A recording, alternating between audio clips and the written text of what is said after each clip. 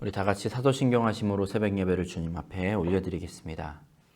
전능하사 천지를 만드신 하나님 아버지를 내가 믿사오며 그 외아들 우리 주 예수 그리스도를 믿사오니 이는 성령으로 잉태하사 동정녀 마리아에게서 나시고 본디오 빌라도에게 고난을 받으사 십자가에 못 박혀 죽으시고 장사한 지 사흘 만에 죽은 자 가운데서 다시 살아나시며 하늘에 오르사 전능하신 하나님 우편에 앉아 계시다가 저리로서 산자와 죽은 자를 심판하러 오시리라.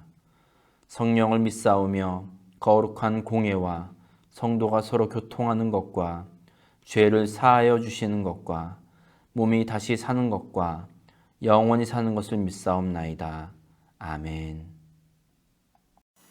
찬송가 317장 함께 찬양하겠습니다. 찬송가 317장입니다.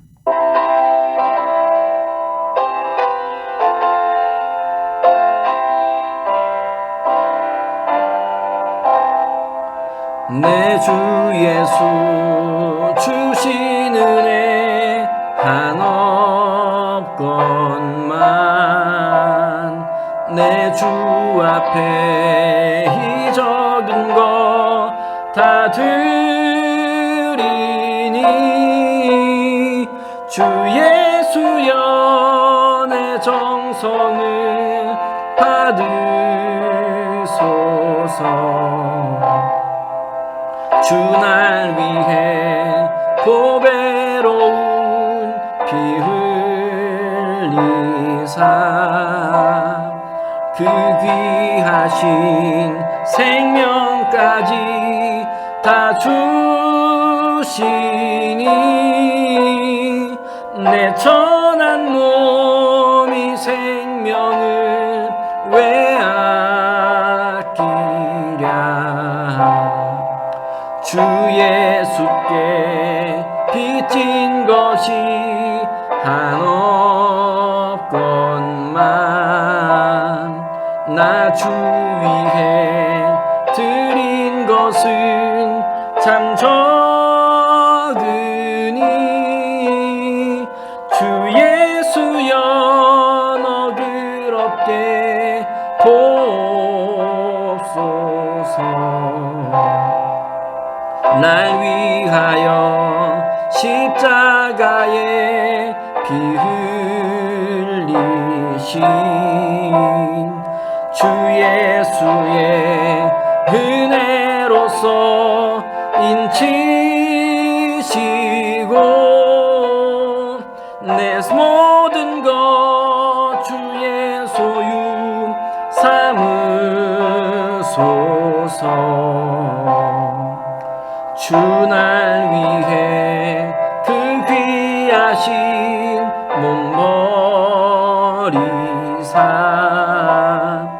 이 내 몸을 피값으로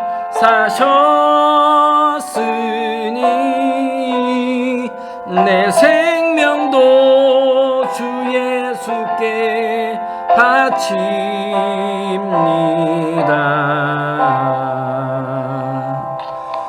아멘.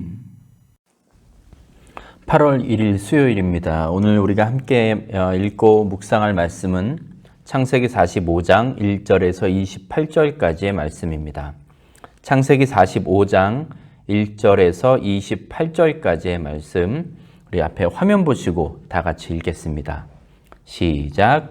요셉이 시종하는 자들 앞에서 그 정을 억제하지 못하여 소리질러 모든 사람을 자기에게서 물러가라 하고 그 형제들에게 자기를 알리니 그때 그와 함께한 다른 사람이 없었더라.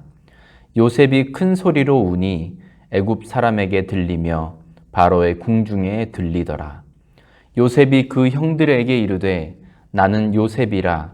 내 아버지께서 아직 살아계시니이까. 형들이 그 앞에서 놀라서 대답하지 못하더라.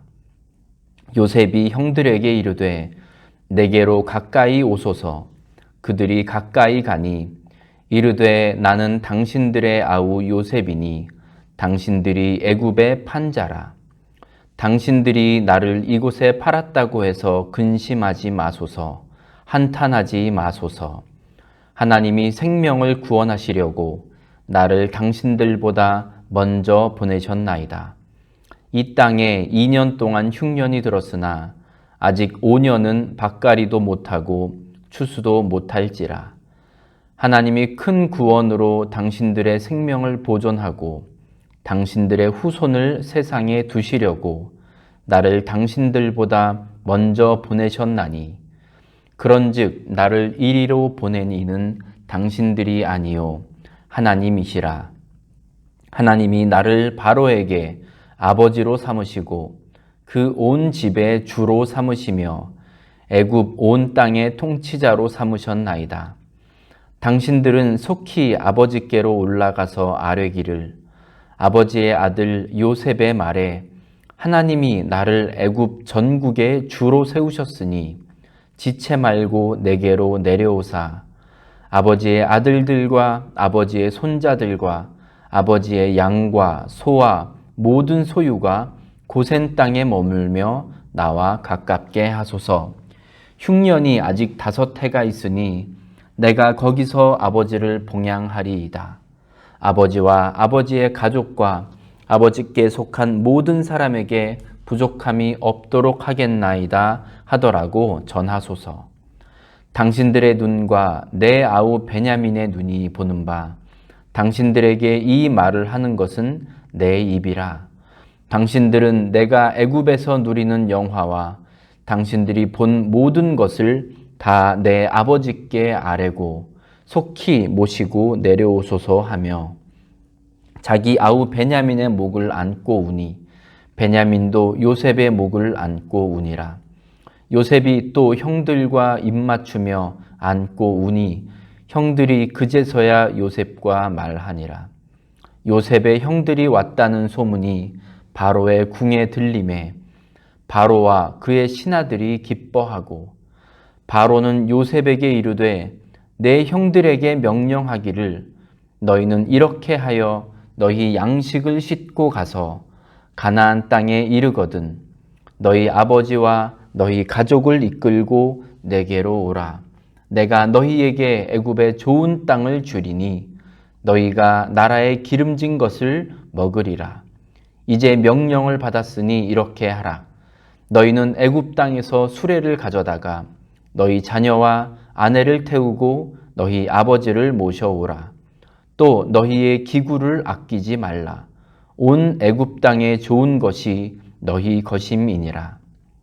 이스라엘의 아들들이 그대로 할세 요셉이 바로의 명령대로 그들에게 수레를 주고 길 양식을 주며 또 그들에게 다 각기 옷 한 벌씩을 주되 베냐민에게는 은 300과 옷 5벌을 주고 그가 또 이와 같이 그 아버지에게 보내되 수나귀 10필에 애굽의 아름다운 물품을 실리고 암나귀 10필에는 아버지에게 길에서 드릴 곡식과 떡과 양식을 실리고 이에 형들을 돌려보내며 그들에게 이르되 당신들은 길에서 다투지 말라 하였더라. 그들이 애굽에서 올라와 가나안 땅으로 들어가서 아버지 야곱에게 이르러 알리어 이르되 요셉이 지금까지 살아있어 애굽 땅 총리가 되었더이다. 야곱이 그들의 말을 믿지 못하여 어리둥절하더니 그들이 또 요셉이 자기들에게 부탁한 모든 말로 그에게 말하매 그들의 아버지 야곱은 요셉이 자기를 태우려고 보낸 수레를 보고서야 기운이 소생한지라. 이스라엘이 이르되 조카도다. 내 아들 요셉이 지금까지 살아있으니 내가 죽기 전에 가서 그를 보리라 하니라. 아멘. 오늘도 이 아침에 함께 말씀을 나누는 우리 중앙교회 성도 여러분, 우리 예수님의 이름으로 여러분 한 분 한 분을 사랑하고 축복합니다. 성경에 보시면 우리에게 이 참 큰 감동을 주는 그런 스토리들이 여럿 나옵니다.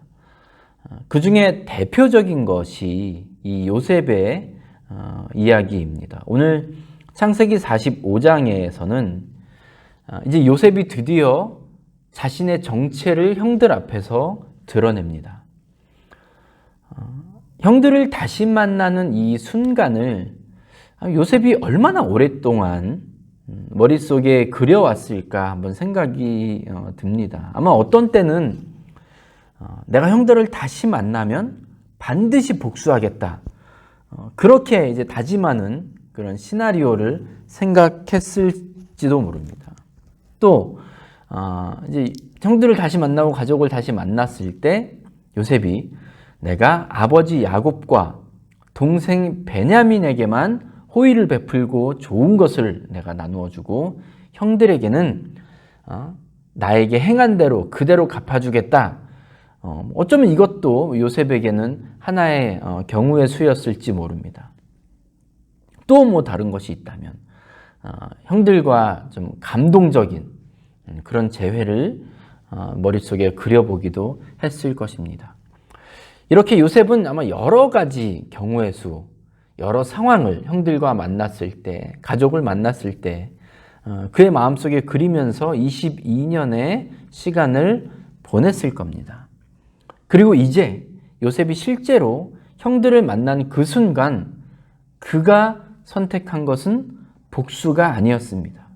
눈에는 눈, 이에는 이, 이것이 아니었죠. 그저 형들을 품어주었습니다. 어떻게 이 일이 가능했는가? 오늘 창세기 45장에 보면 그 이유를 우리가 찾을 수 있습니다. 성경을 읽으실 때 뭐 다른 책도 마찬가지입니다만 반복해서 나오는 어떤 단어 그리고 좀 자주 나오는 그런 표현 이런 것들이 있다면 그것이 그 페이지나 그 챕터에 있어서 좀 그 저자라든지 글쓴이가 주장하고 가장 많이 강조하고 있는 내용으로 우리가 볼 수 있는데 성경에서도 오늘 창세기 45장에서도 마찬가지입니다. 요셉이 반복해서 하고 있는 말이 있는데 5절과 7절과 8절에 보시면 하나님이 요셉을 애굽으로 보내셨다라는 것입니다. 하나님이 요셉을 보내셨답니다. 지금 형들이 요셉을 딱 만났을 때 어떤 기분이었을까요? 반가웠을까요? 아주 잠깐 반가웠을 수도 있겠지만 분명한 건 정말 아주 많이 놀랬을 겁니다. 그렇죠? 왜 놀랬겠습니까? 이제 죽은 목숨이다 싶었을 거죠.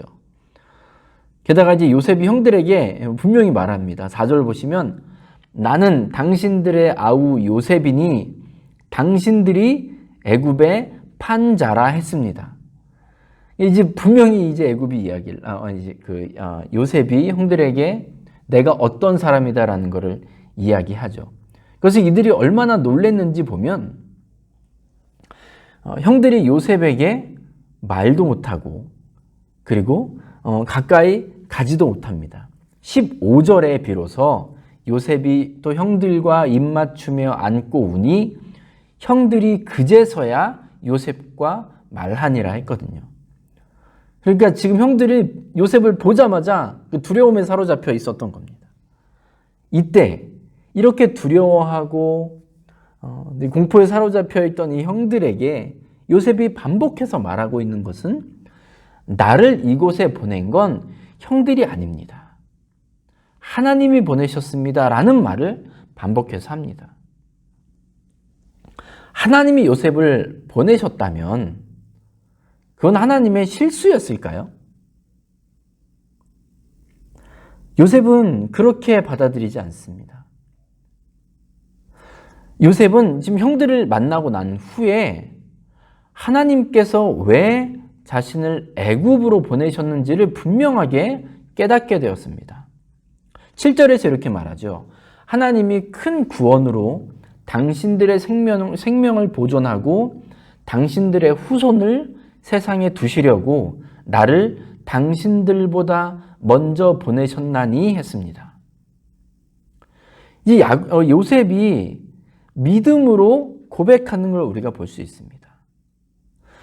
요셉은 사실 그 전에도 이 모든 상황 가운데 내가 하나님의 섭리 안에 있다라는 것을 그렇게 인정하며 그리고 고백하며 살아왔습니다.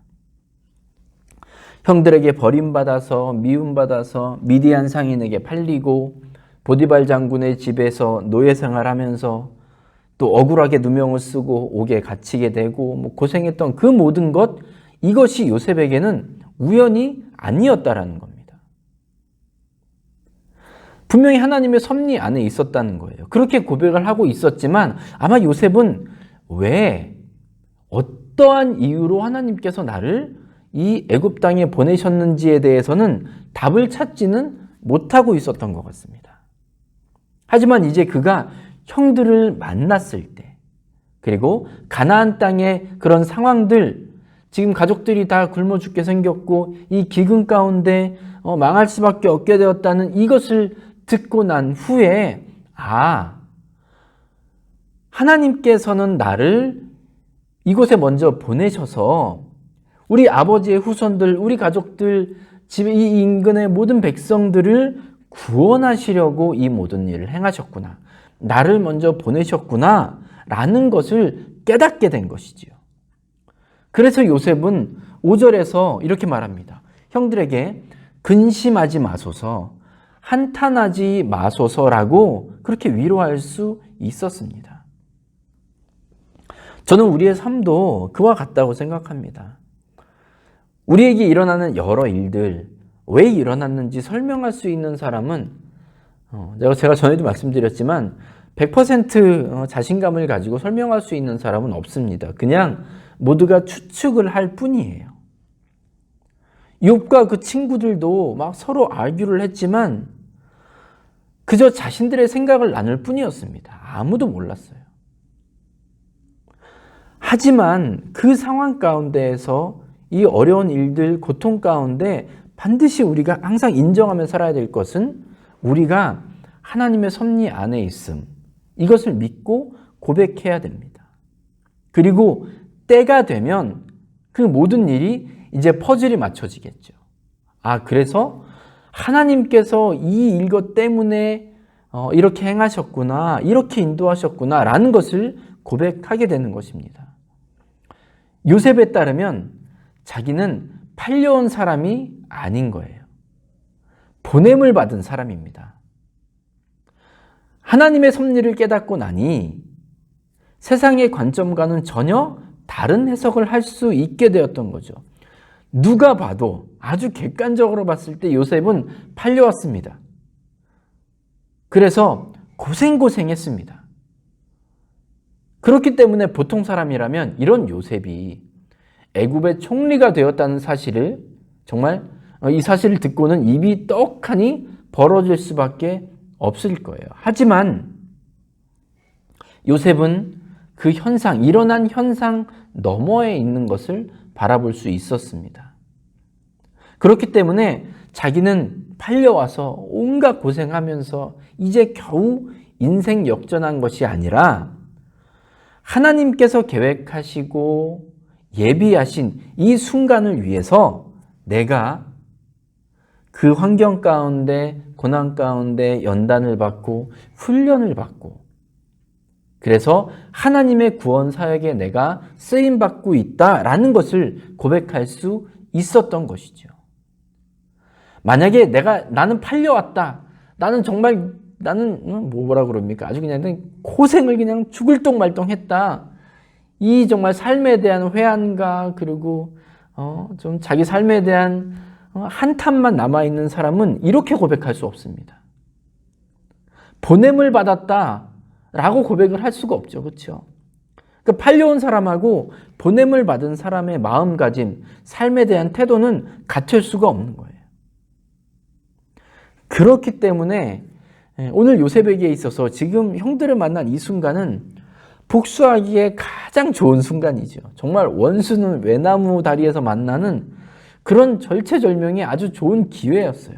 하지만 형들에게 걱정하지 말라고, 그리고 당신들 스스로를 자책하지도 말라면서 위로할 수 있었던 겁니다. 하나님의 섭리를 믿었던 요셉이기 때문에 하나님께서 이제 나를 먼저 보내서 우리의 생명을 구원하고 우리의 가족을 구원하실 수 있도록 그렇게 하나님이 일을 행하셨다라고 고백할 수 있었던 것입니다. 사랑하는 우리 중앙교회 성도 여러분, 꼭 믿으시기 바랍니다. 하나님은 지금도 일하고 계십니다. 하나님은 지금도 일하고 계십니다. 우리가 당하고 있는 이 일들로 인해서 당하는 것, 팔려온 것, 버림받은 것, 이것으로 바라보지 마시기 바랍니다. 저와 여러분은 하나님께서 하실 일들을 위해서 미리 앞서 보냄을 받은 사람들임을 꼭 기억하시고 오늘 하루도 승리하시길 주님의 이름으로 간절히 축원합니다. 아멘. 기도하겠습니다. 사랑이 많으신 아버지 하나님 감사합니다. 하나님이 먼저 보내셨다는 이 요셉의 고백을 우리의 마음에 새기게 하여 주시옵소서. 그래서 우리도 이 세상을 살아갈 때 언제 어디에서나 담대하고 평안함 가운데 살아갈 수 있는 우리 중앙교회 성도들 다 될 수 있도록 주님 인도하여 주시옵소서. 우리 주님의 은혜가 우리 가운데 넘쳐나게 하여 주시옵소서. 아버지, 내일은 주님 앞에 예배드리는 귀한 주일입니다. 주님을 향한 예배의 열정이 넘치는 우리의 예배가 되게 하여 주시옵소서. 또 어디에서 어떤 모양으로 주님을 예배하더라도 우리 성도들 모두가 주님의 충만한 임재와 역사와 일하심을 경험하는 귀한 내일 예배가 될 수 있도록 주님 붙들어 주시옵소서. 예수님의 이름으로 감사하며 기도드렸습니다. 아멘. 찬송가 545장 함께 찬양하겠습니다. 찬송가 545장입니다.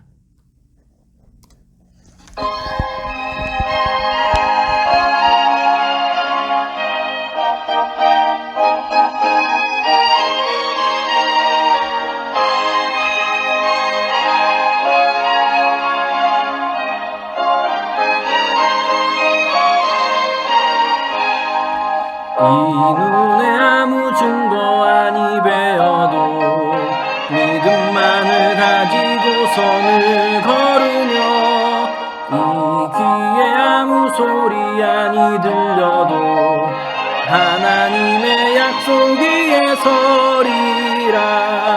걸어가세 믿음 위에 서서 나가세 의심 버리고 걸어가세 믿음 위에 서서 눈과 귀에 아무 증거 없어도 이 눈이 보기에는 어떠하든지 이미 얻은 증거대로는 믿으며 이 맘에 의심 없이 살아갈 때에 우리 소원 주 안에서 이루리. 아멘.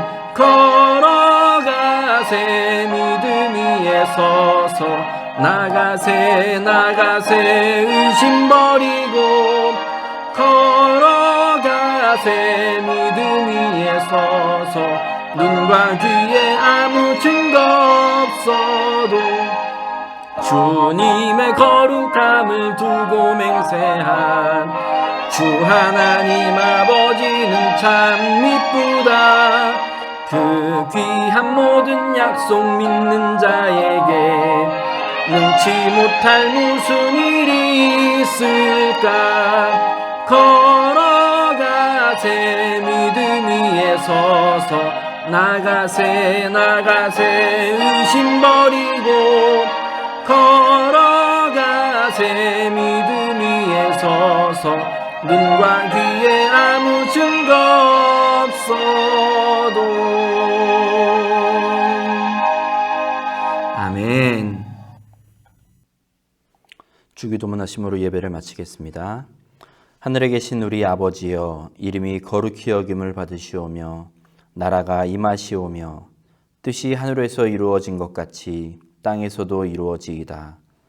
오늘 우리에게 일용할 양식을 주시옵고 우리가 우리에게 죄 지은 자를 사하여 준 것 같이 우리 죄를 사하여 주시옵고 우리를 시험에 들게 하지 마시옵고 다만 악에서 구하시옵소서.